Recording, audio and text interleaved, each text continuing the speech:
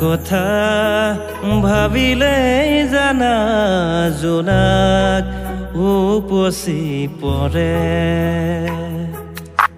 বুকুৰ সিপাৰে এহেজাৰ গোলাপে ৰঙা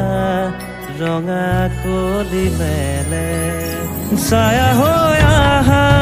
এবাৰ কাষৰলে দি থকতো নেলাগে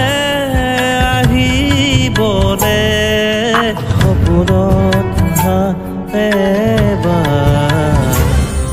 কাষৰলে তোমাৰ কথা ভাবিলেই জানা জোনাক উপচি পৰে বুকুৰ সিপাৰ